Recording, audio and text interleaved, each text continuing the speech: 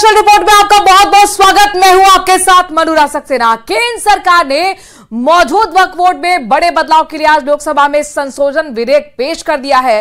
केंद्रीय अल्पसंख्यक कार्य मंत्री किरेन रिजिजू ने संशोधन विधेयक का विरोध कर रहे विपक्षी पार्टियों से कहा कि जब पूरा आप बिल पढ़ लेंगे तो आप भी इस विधेयक का समर्थन करने लगेंगे। इस बिल को पेश करने के साथ ही किरेन रिजिजू ने एक सच्चर कमेटी का भी जिक्र किया और कहा कि वक्फ बोर्ड को लेकर सच्चर कमेटी के रिपोर्ट को आप लागू नहीं कर पाए, हम उसको लागू करने की दिशा में बढ़ रहे हैं। लेकिन इस बिल के साथ ही कुछ सवाल सबके मन में उठने लगे हैं। सबसे पहला सवाल कि ये वक्फ बोर्ड है क्या जिसको लेकर इतना हाय तौबा मचा हुआ है। वक्फ अरबी भाषा के वक्वा शब्द से बना है जिसका अर्थ होता है ठहरना या समर्पण करना। इस्लाम के हिसाब से वक्फ उसे कहते हैं जब आप कोई संपत्ति जरूरतमंदों के फायदे के लिए दान करते हैं। वक्फ में चल अचल दोनों संपत्ति दान की जा सकती हैं, यानी इस्लाम को मानने वाला व्यक्ति अपने हिसाब से कुछ भी संपत्ति वक्फ कर सकता है जिससे जरूरतमंदों की मदद हो सकती है और जो उसका है। और इन्हीं वक्फ की गई संपत्ति की देखरेख के लिए भारत में वक्फ बोर्ड बनाया गया है। अगर किसी कमेटी में जाना है, हम सर अपने सरकार की ओर से हम पक्ष रखना चाहते हैं कि ज्वाइंट पार्लियामेंट्री कमेटी गठन करके इस बिल को रेफर किया जाए और फिर ऑल पार्टी अपने संख्या के हिसाब से वहां पे विस्तार से चर्चा करें और स्टेक होल्डर से बुला करके जो भी सुनना है आप इस कमेटी को अधिकृत रूप से यहां से आप पास कर दीजिए और भविष्य में हम खुले मन से इस तरह का आपका सजेशन हम जरूर सुनेंगे। कई माननीय सदस्यों की बात सुनने से ऐसा लग रहा है जैसे यह जो संशोधन लाया गया वक्फ बोर्ड के कानून में यह मुसलमान विरोधी है। कहां से ये मुसलमान विरोधी है? कौन सा इसका कानून मुसलमान विरोधी बताता है? यहाँ उदाहरण दिया जा रहा है कि अयोध्या की मंदिर गुरुवायु, अरे मंदिर और संस्था में अगर अंतर आपको नहीं समझ में आ रहा है तो आप कौन सा तर्क खोज रहे हैं? गवर्नमेंट कह रहे हैं कि हम महिलाओं को दे रहे हैं। मुझे यकीन है कि आप बिल्किस बानो को और जकिया जाफरी को मेंबर बनाएंगे, मुझे यकीन है। मैं आपसे जानना चाह रहा हूं सर कि ये जो आप बिल ला रहे हैं आप देश को बांटने का काम कर रहे हैं, जोड़ने का काम नहीं कर रहे हैं। आप दुश्मन हैं मुसलमानों के, उसका सबूत ये बिल है। तो वक्फ संशोधन विधेयक पर सदन में पेश हो चुका है और सत्ता पक्ष और विपक्ष आमने सामने आ चुका है। कांग्रेस ने बिल संविधान की मूल भावना के खिलाफ बताया। रिजिजू ने की बिल को जेपीसी में भेजने की सिफारिश। इस बीच राजधानी दिल्ली में मंदिर और जमीन को लेकर नया बवाल मच गया है। ये रिपोर्ट देखिए।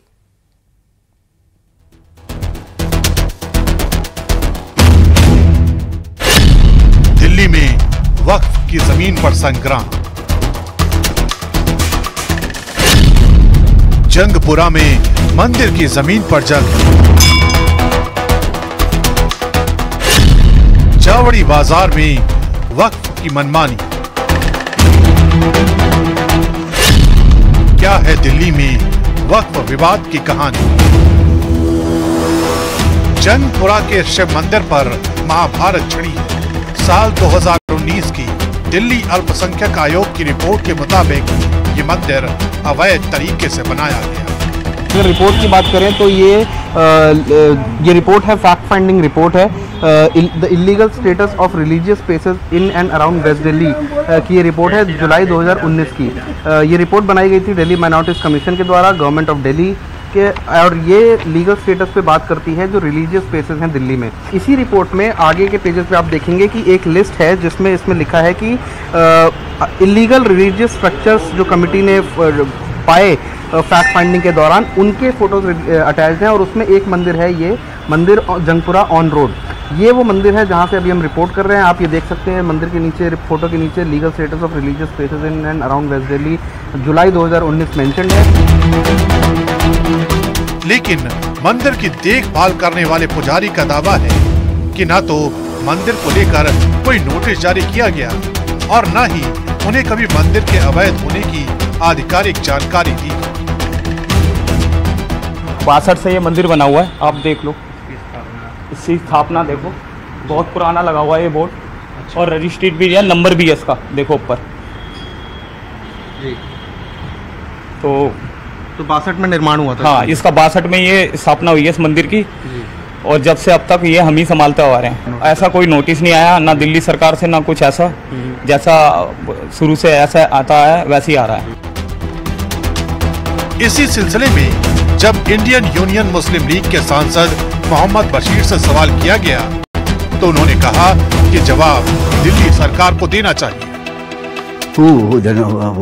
Delhi government, if Delhi government says that, then Delhi government reply to that. You cannot just, I cannot react on the basis of imagination only, no. If facts is there, no, we will let them, see, if justice is denied to them, let them go to the court or let them submit the petitions like that. It doesn't mean that Waqf board is doing all kind of unwanted thing. They are an elected body, a constitutional body like that.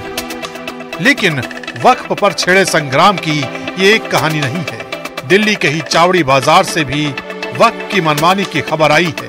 आरोप है कि दुकानदारों से ज्यादा पैसा वसूला जा रहा है। अगर विरोध किया तो उन्हें परेशान किया जाता है। बड़ा हमारा झगड़ा हुआ, जो अभी तक हमारे अच्छे रिलेशन थे, कभी हमें वक्फ बोर्ड ऑफिस जाने की ज़रूरत नहीं थी, कुछ नहीं थी। ऑल ऑफ अ सडन वहाँ से धमकी के फ़ोन आने शुरू हो गए, गुंडे भेजने शुरू कर दिए कि भैया अब ये दुकान तुम्हारी नहीं है, अगर तुम हाईएस्ट बिडिंग करोगे इस दुकान की, उसके बाद हम देखेंगे कि आप हमारे टेनेंट कंटिन्यू रहते हैं या नहीं। वहीं बीजेपी के अल्पसंख्यक मोर्चा के राष्ट्रीय अध्यक्ष जमाल सिद्दीकी का आरोप है कि कांग्रेस की वजह से ये हालात पैदा हुए कि ये लोग जो थे कांग्रेस के दलाल, ये अच्छी अच्छी प्रॉपर्टियों को देखते थे और उसको वक्फ का चश्मा कर देते थे। वक्फ के सहारे से, वक्फ के आड़ में देश भर की प्रॉपर्टियों को हड़पने का काम भी इन्होंने किया है। इस पर भी रोक लगेगी। वक्फ बोर्ड बदनाम हो रहा है, मुस्लिम समाज बदनाम हो रहा है। फिलहाल वक्फ कानून पर छिड़ी ये रार थमने वाली नहीं है, क्योंकि सत्ता पक्ष संशोधन के जरिए खामियों को दूर करना चाहता है, जबकि विपक्ष इस मामले को अपने एंगल से दूर देना चाहता है। बांग्लादेश में अंतरिम सरकार के गठन की तैयारी चल रही है। नोबेल प्राइज विजेता मोहम्मद यूनुस बांग्लादेश की कमान संभालने के लिए पेरिस से बांग्लादेश आ गए हैं, लेकिन सवाल अभी भी वही है कि शेख हसीना सरकार के तख्तापलट के बाद से जो हालात बने हुए हैं, क्या वो हालात बदलेंगे? क्योंकि जो खबरें बांग्लादेश के गलियारों से निकल कर आ रही हैं, वो बेहद चौंकाने वाली हैं। ये रिपोर्ट देखिए।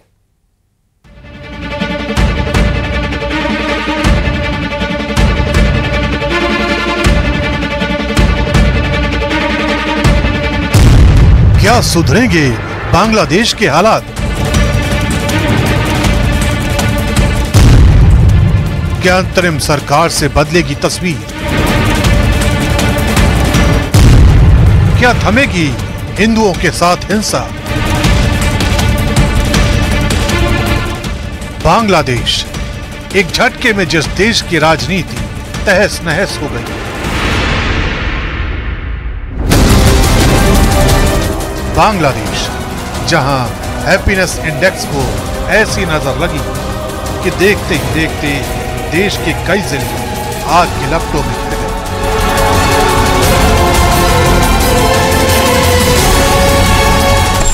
अब उसी बांग्लादेश में अंतरिम सरकार के गठन की तैयारियां चल रही हैं। लेकिन शेख हसीना सरकार के तख्तापलट के बाद क्या अब बांग्लादेश में कुछ बदलने वाला है? क्या अंतरिम सरकार के गठन से सब कुछ ठीक होने वाला है?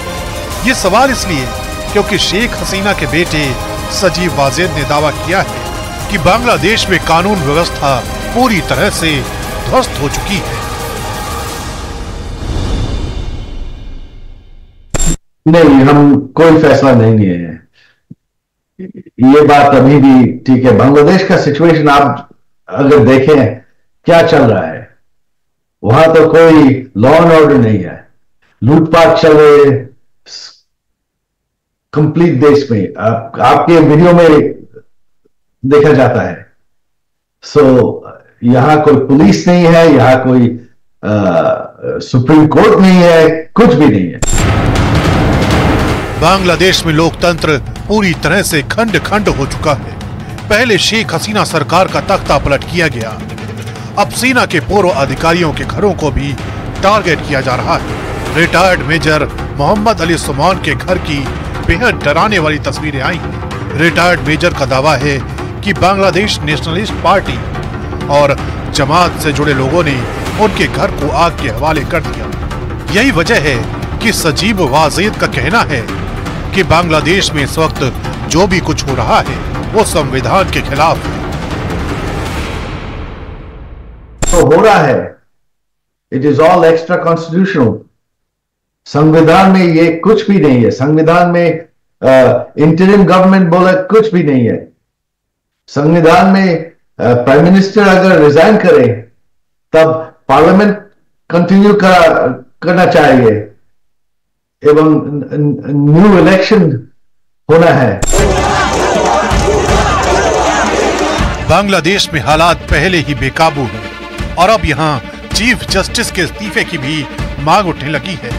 कहा जा रहा है कि अगर उनकी ये मांगे पूरी नहीं हुई तो एक और आंदोलन की शुरुआत हो सकती है। हम तत्काल प्रभाव से चीफ जस्टिस और एडी जस्टिस के इस्तीफे की मांग करते हैं, क्योंकि वो इस फांसीवादी व्यवस्था का हिस्सा है। यानी भीतर ही भीतर बांग्लादेश में एक और आंदोलन की आग धधक रही है। खबर तो ये भी है कि शेख हसीना सरकार के तख्ता पलट के बाद से बांग्लादेश में हिंदुओं के साथ हिंसा का जो सिलसिला शुरू हुआ वो अब तक जारी है। दावा किया जा रहा है कि अभी भी बांग्लादेश के कई जिलों में हिंदू परिवारों को चुन चुन कर टारगेट किया जा रहा है।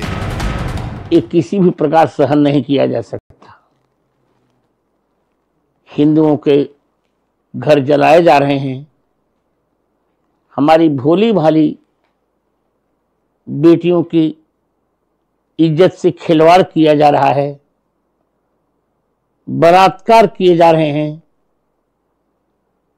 नाना प्रकार की ताड़ना दी जा रही है। हिंदुओं के घरों को, मंदिरों को निशाना बनाया जा रहा है, जिस प्रकार से लूटपाट की जा रही है, जिस प्रकार से वहाँ के हिंदुओं को, अल्पसंख्यकों को मारा जा रहा है, इस सारी हिंसा के ऊपर अब जो विश्व के मानवाधिकार संगठन है उनको आगे आना चाहिए। उनको बांग्लादेश के हिंदुओं के मानवाधिकार के बारे में चिंता करनी चाहिए। सच यही है कि जो तस्वीरें और जो कहानियां बांग्लादेश से निकल कर आ रही हैं वो ये साफ कर रही हैं कि बांग्लादेश में अराजकता की जो आग लगी है वो जल्द बुझने वाली नहीं है।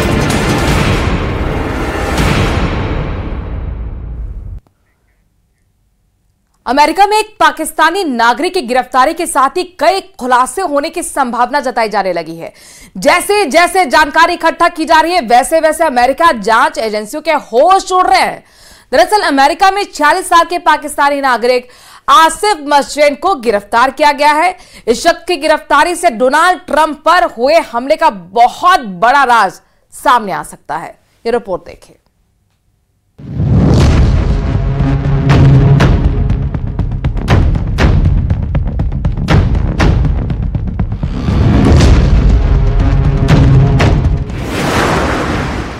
ट्रंप पर हमले का क्या है पाकिस्तान कनेक्शन?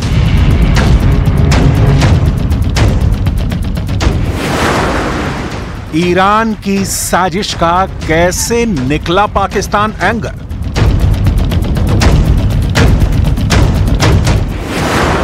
क्या एक एजेंट के सहारे ईरान से हुई पूरी साजिश?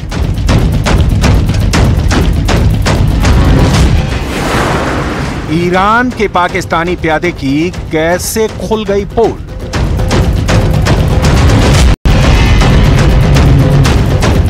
अमेरिका में एक पाकिस्तानी नागरिक की गिरफ्तारी के साथ ही कई खुलासे होने की संभावना जताई जाने लगी है। जैसे जैसे जानकारी इकट्ठा की जा रही है वैसे वैसे अमेरिकी जांच एजेंसियों के होश उड़ रहे हैं। दरअसल अमेरिका में 46 साल के पाकिस्तानी नागरिक आसिफ मर्चेंट को गिरफ्तार किया गया है। इस शख्स की गिरफ्तारी से डोनाल्ड ट्रंप पर हुए हमले का बहुत बड़ा राज सामने आ सकता है, ऐसी उम्मीद अमेरिका में जताई जा रही है। FBI के मुताबिक आसिफ मर्चेंट अमेरिका आने से पहले कई दिनों तक ईरान में रहा। वहां ईरान के शीर्ष अधिकारियों के संपर्क में था। इसी दौरान बदला लेने के लिए आसिफ मर्चेंट ने प्लान तैयार किया। ईरान का दावा है कि उसके रिवोल्यूशनरी गार्ड्स के शीर्ष कमांडर कासिम सुलेमानी की हत्या अमेरिका ने की है। साल 2020 में कासिम सुलेमानी की हत्या हुई थी। ईरान में प्लान तैयार करने के बाद आसिफ मर्चेंट पाकिस्तान चला गया। वहां कुछ वक्त रहने के बाद अप्रैल 2020 में वो पाकिस्तान से सीधे अमेरिका पहुंचा ताकि उसके ईरान कनेक्शन का कोई शक ना हो। इसके बाद उसने न्यूयॉर्क में कुछ सुपारी किलर को हायर करने की कोशिश भी की। आसिफ के निशाने पर अमेरिका के शीर्ष स्तर के नेता बताए जा रहे हैं। आसिफ मर्चेंट की पोल तब खुल गई जब अमेरिकी सुरक्षा एजेंसी को उसके खुफिया सूत्र ने ऐसी जानकारी दी जिससे हड़कंप मच गया। अमेरिका की खुफिया एजेंसी को जब आसिफ मर्चेंट के बारे में पता चला तो उसने फौरन उसे गिरफ्तार कर लिया। अमेरिका की फेडरल कोर्ट ने 16 जुलाई को ही आसिफ की गिरफ्तारी के आदेश दे दिए थे। FBI के डायरेक्टर क्रिस्टोफर रे के मुताबिक आसिफ मर्चेंट हत्या की एक खतरनाक साजिश रच रहा था। इस साजिश को नाकाम कर दिया गया है। मर्चेंट का ईरान से सीधा कनेक्शन है। उसे ईरान ने ही अमेरिकी नेताओं की हत्या करने के लिए भेजा था। इस गिरफ्तारी के बाद अमेरिका के सभी नेताओं और बड़े अधिकारियों की सुरक्षा बढ़ा दी गई है। आसिफ मर्चेंट और ट्रंप पर हुए हमलों को लेकर भी कनेक्शन ढूंढने की कोशिश हो रही है। हालांकि अभी तक FBI को इस कनेक्शन के कोई सबूत नहीं मिल पाए हैं।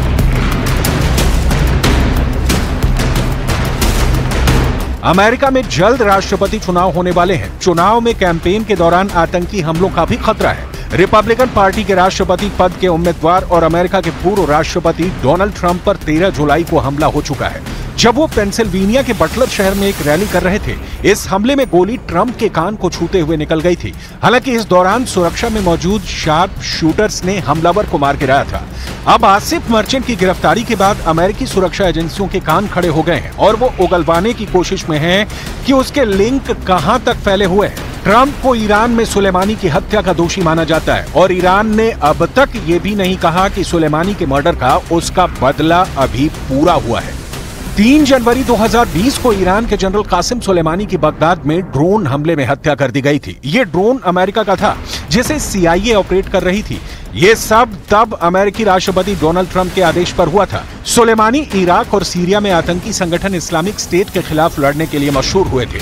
ईरान ने पिछले साल भी पूर्व अमेरिकी राष्ट्रपति ट्रंप को मारने की धमकी दी थी। ईरान के रिवोल्यूशनरी गार्ड एरोस्पेस फोर्स के हेड अमीर अली हाजीजादे ने कहा था कि ईश्वर ने चाहा तो हम ट्रंप को जरूर मारेंगे। ट्रंप ने भी हमले के बाद कहा था कि अगर ईरान कभी भी उनकी हत्या करने में कामयाब होता है तो उन्हें उम्मीद है कि अमेरिका उसे खत्म कर देगा, उसे दुनिया के नक्शे से मिटा दिया जाएगा। इसीलिए अब आसिफ मर्चेंट की गिरफ्तारी ने अमेरिका को एक बार फिर अलर्ट कर दिया है, क्योंकि इजरायल और ईरान के युद्ध में एक बड़ा खिलाड़ी अमेरिका भी है।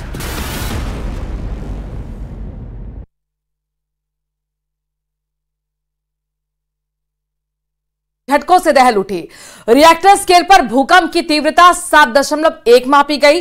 दक्षिणी जापान के ज्यादातर इलाकों में भूकंप का असर देखा जा रहा है। सुनामी आने की भी आशंका जताई जा रही है। ये रिपोर्ट देखिए।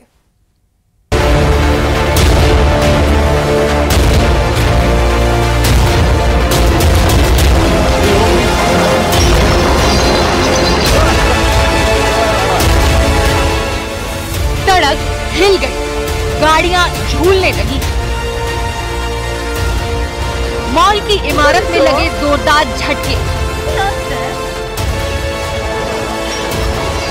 रेस्टोरेंट का सामान गिरने लगा।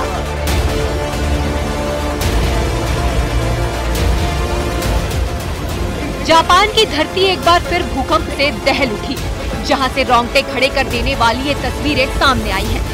भूकंप के ये झटके दक्षिणी जापान में महसूस किए गए। तटीय इलाकों में सुनामी को लेकर अलर्ट भी जारी किया गया है।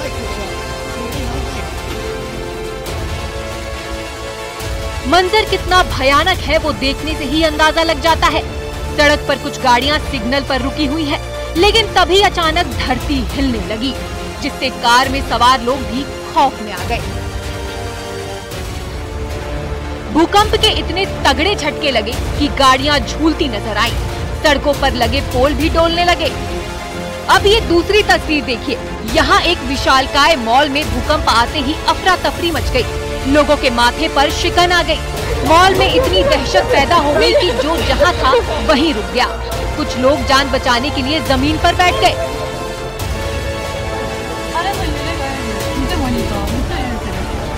वहीं एक रेस्टोरेंट के अंदर भी डराने वाला मंजर दिखा।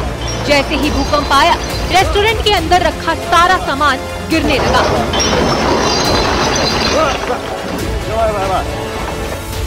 भूकंप के ये झटके जापान के मियाजाकी इलाके में महसूस किए गए हैं। रेक्टर पैमाने पर जिसकी तीव्रता 7.1 रिकॉर्ड की गई। भूकंप का असर जापान के क्यूशु और शिकोकु द्वीपों पर भी दिखा। भूकंप के साथ ही जापान के कई तटीय इलाकों कोची, कागोशिमा और आइता में सुनामी को लेकर अलर्ट जारी किया गया है, क्योंकि समंदर में ऊंची ऊंची लहरें उठ रही हैं। अगर रेक्टर पैमाने पर तीव्रता 7 दिखती है तो उसके आसपास के 40 किलोमीटर के दायरे में तेज झटका होता है। अमेरिकन जियोलॉजिकल सर्वे के मुताबिक जापान के दक्षिणी द्वीप क्यूशु में एक के बाद एक लगातार 2 बड़े भूकंप आए। पहला भूकंप 6.9 की तीव्रता का था। इसके कुछ देर बाद दूसरा भूकंप आया जिसकी तीव्रता 7.1 थी। अगर भूकंप की तीव्रता 6 से 7 के बीच होती है तो नुकसान होने की संभावना भी बढ़ जाती है। हमारी पृथ्वी टेक्टोनिक प्लेटों पर है। इसके नीचे तरल पदार्थ लावा है। ये प्लेट्स लगातार तैरती रहती हैं और कई बार आपस में टकरा जाती हैं। बार बार टकराने से कई बार प्लेट्स के कोने मुड़ जाते हैं और ज्यादा दबाव पड़ने पर ये प्लेट्स टूटने लगती हैं। ऐसे में नीचे से निकली ऊर्जा बाहर की ओर निकलने का रास्ता खोजती है और इसके बाद भूकंप आता है। जापान में अक्सर भूकंप आते रहते हैं। फिलहाल दक्षिणी जापान में दहशत का माहौल बना हुआ है। Bureau report, news 18।